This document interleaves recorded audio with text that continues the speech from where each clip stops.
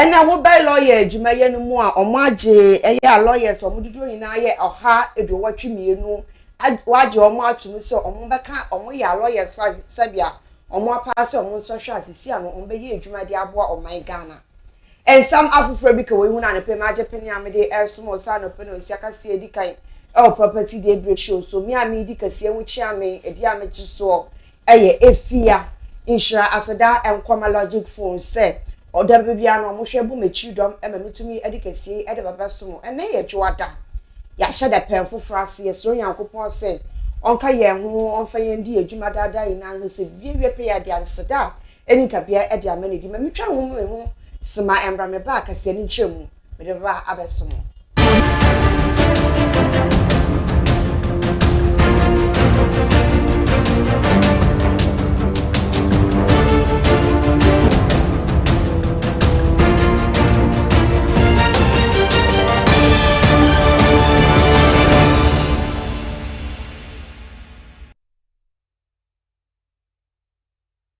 On Siakasia, our property TV, so anyway, you go so I wash and may share Cassia Bono Asa. I have one man SHS and paying for Mudan and Omudia district, and so now down Pakufado and also your motion who makes you so. And I'm quite quick, you will some cent and PR or which money ambitious school, says school, no, which I be a one of no. Sabia and Yakura, a money hand, Bebuno, I am my one or Musa Buomuno. How mu ye pa internet and pay on best said. Where be one summer what a pass of boy school now, not down Pakufado, and in the pay for a mombra one beshe. Nature Nambiano or Moses be and for mom. Adequate facilities to manage their periods.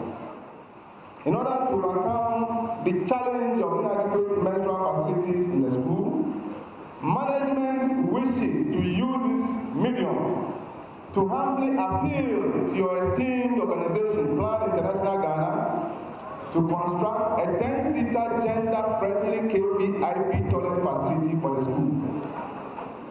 Currently, the girls' toilet in use is in a very dilapidated state. The structure has become very weak and is posing threats to human lives. We are over 2,000 plus, and then we are having only 5 spaces in there. Actually, it's broken, so whenever our ladies comes to visit here, they queue. Because of that, some of them are attempted to ease themselves in black rubbers, and then they dispose them around, making the environment dirty. And also during afternoon times when you come here, because of the heat, we actually get candidiasis out of that, and then it's affecting our menstrual cycles, because sometimes when it happens like that and then you are affected during your menstrual cycles, it can skip. You can start today and then the next day it won't come like that. It's having a whole lot of problems on earth. And when it rains to this place, because of the way it's broken, it gets a little bit flooded. Maggots normally comes out of them, making the whole place nasty, and we feel uncomfortable to go there. Yes, because of that, people are not comfortable coming here. They are used to easing themselves. But also a war in San from Wawaya, Sabia, Omo mucho X-ray, and answer Omo mucho in Pedronum for you, Nadia from a radiologist. The Jumokoi, Omunshi and Wet also do me no, or more the share so I want crap of Punimantum. Now, one of any pain for Mudo Koyano adding to when he said, O Merge Ubo, or Merge Mayamu, a wire, Sabia, or moving ye pa. And into no ambassador down a day, no more doubt my pa, a better on Wedjuanachi, no more yan of a fair, no be beer to me, Akoye, Ediamaya, or Sabiano, and I feel so I are for Mobile on Bajaya, she said.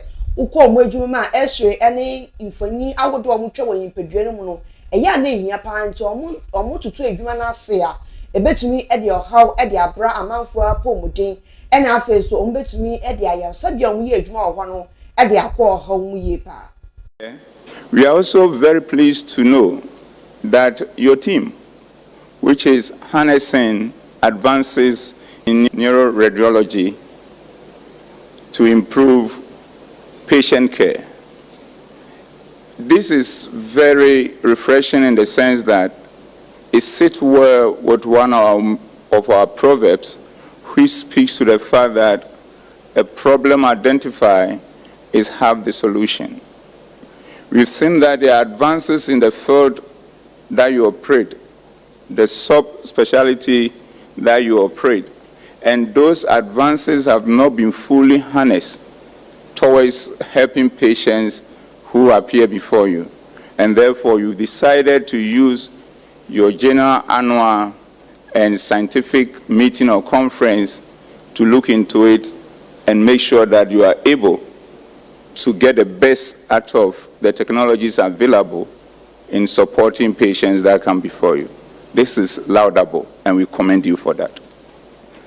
More interestingly, we've been told that these advances are mainly in the area of breakthroughs in imaging technologies or techniques, which, of course, within the subspecialty, we are looking at how the brains and the nervous systems operate and how you are able, depending on these advances, to be able to have early diagnosis and also do targeted treatment, all in the quest to ensure improved care to patients. And that is also gratifying. And we look forward to seeing more of such breakthroughs so that you will be able to provide the best to patients. We want to commend you that under the circumstance, you have been doing your very best, and we are proud of you. And one funny, interesting thing I heard from some of the medical practitioners, they say their best day, their happiest day, is the day that they can come to a shift, and by the close of the shift, no one has passed on. Met also in some from one Chief Justice at the moment Ghana Mammy Gertrude Tokono. Your dear footwo at the Aquama, a lawyers are for Friar John Martin say, Ubedi Juma ewo my say Jumedi or Mubedino or Mushan ye no macro ye pepper and crudie, and your money can be a catas, share a pro and me feel more Jumamu. Nasa Jumedian a bit to me abo my garment or my Ghana. I'm a year to me a tomb for Bia. Ebechi omoni onyam anasa so ye omu ye adwuma wo ade asense fom bia no omutwi omu emfamfiri ya ma me Gertrude e de sansami na de ko ma a lawyers omudodo yina eye oha edo wotwe mienu wa bra ye je omutumi se omu ena sabia omu babo oman Ghana anasa omu bedi dwuma e wo oman Ghana mu. Excitement, let me also whisper to you to please calm down and approach this profession with all your ears, mind, and thoughts.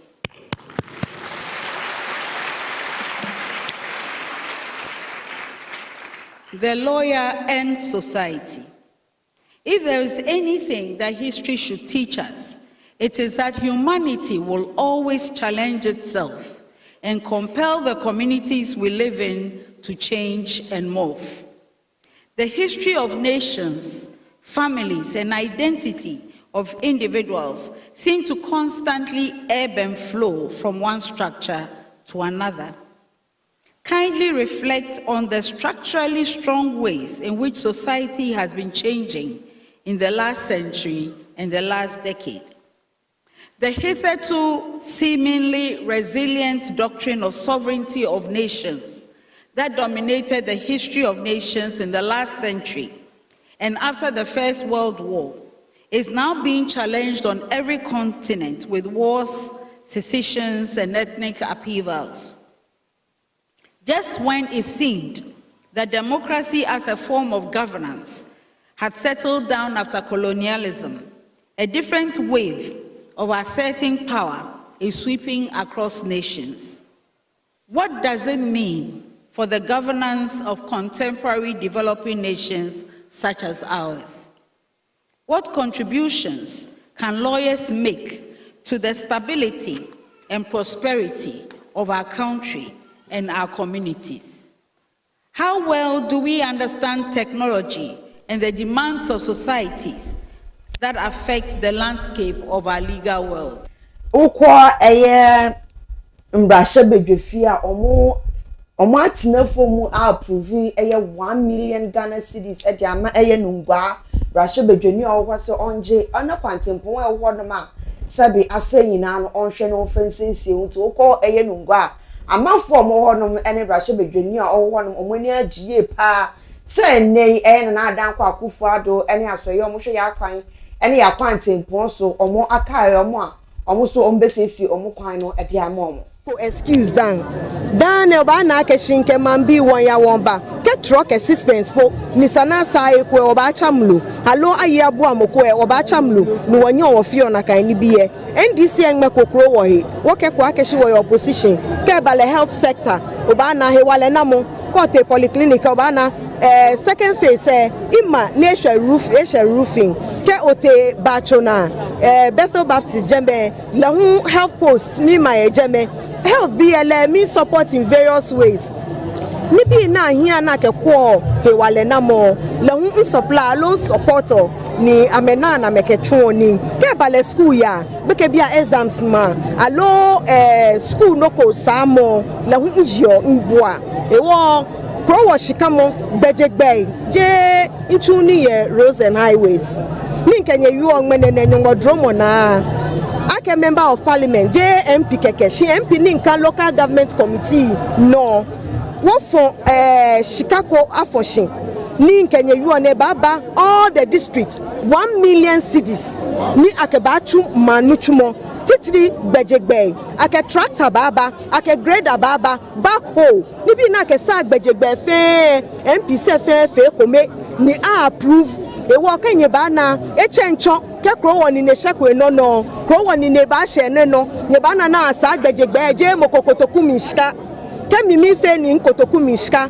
tomono ni fio ela wene ma anye na ke nkotoku mishka ni kenye bote efia yenye ba na keshi je shikani ya kokeje government no she ne 1 million akeba wa tractor hiemo boni imbeko alombi biomi mponi nye yonye buami solemo ngawo ke wale wo ke wo ba power 7 December yo wa ba chonye fenye no ne ke ba fe John Mahami ke His Excellency John Dramani Mahama ke wo ba power nye ba na keshi no ni ntu your opposition e po bibioni wo ba chule ke minje mo ba kala kabo chi meke agrobe so a every anapa ke mo ko ye no ko papa fe mo emen ne ba ye MP na ne ba fe mo kwa kala kanye 4 years 8 years egbejeke wo fo na kan gbe ko ni nye na pin mo mi ni wo yo ke mo ko ni kun e ba bimbo ni ngme na e bibo ni e sano na ke mam ye wa je ne ke bia mi ake fi oweku je ne ke bia mi na ke tash na ka ke o wa try me no wo kwe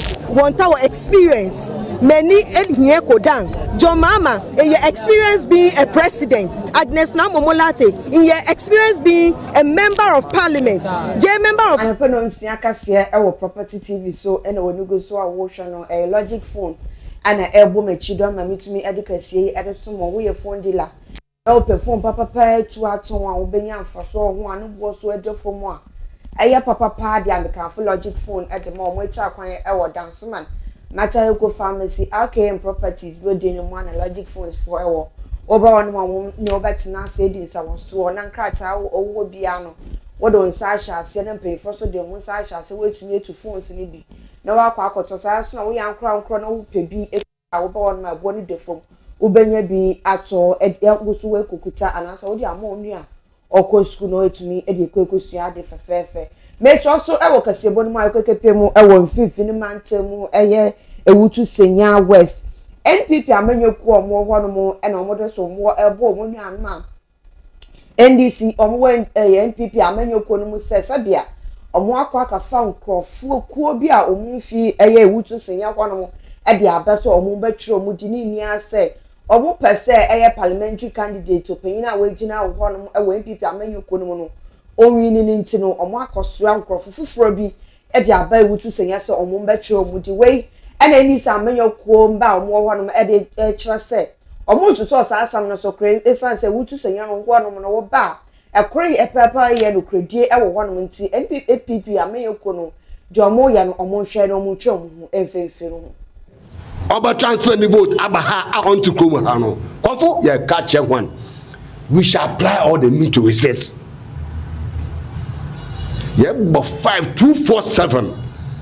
ya prepare fully wotwa yebotwa wotu yebotu the blow yeboblow ya catch MPP ewutu senya. It's a traditional constituency.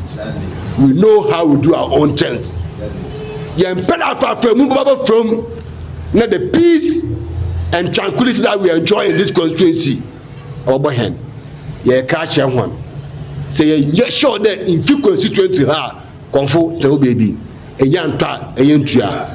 We shall not allow any monkey to pass through. Yama me honorable Gisela Akushika Tabuti Penny Enyim. And the 7 warning the mama for the 120 so be missy obi this scam obi ban on your plan obi ba promise you loan obi ba promise you road wo ukrum a onyi a wotusenya west ya na okacho de bra transfer vote messy tonfo and no chine bi me blame NDC fo transfer vote na fabra wotusenya west ya menua reha ho o sanda yen NDC fo yen tena se na obi a onfi ha onkoji sika na on transfer ni vote mba ha na on ba meyi obi a yen pɛ no man ma ya ka cha manfo ni de se wo ho ato yirefo to nuafo to bafo to kunufo de so nyim da onfi a wotusenya west ya mo ndi obi nechi na ya na adwen de oba be transfer ni vote aba ha o sande a wotusenya west NDC yen pene ndem pene ochina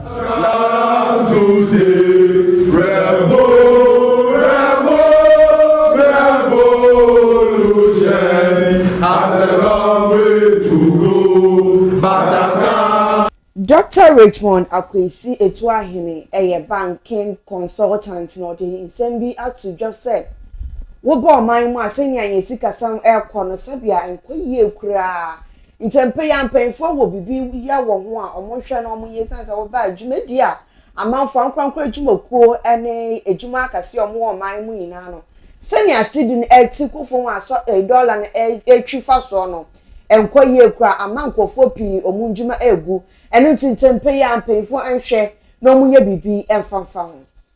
There is one thing I have seen of late which is not augur well for currency. It's very sensitive. If you want to control black market, you don't say don't put your rates. The people already deal in over the bar. If you are bought from them, they don't even tell you. You call them and they come and give the money to you. So if immediately you say you don't have comparative prices, what do? Then they are in the field for day. So when you go and say 20, you can't compare to anything. When we borrow, we short the currency. That is not a strategy. Let me tell you, those who are borrowing to short the city, you can't borrow till God come. Let us find a productive sectors.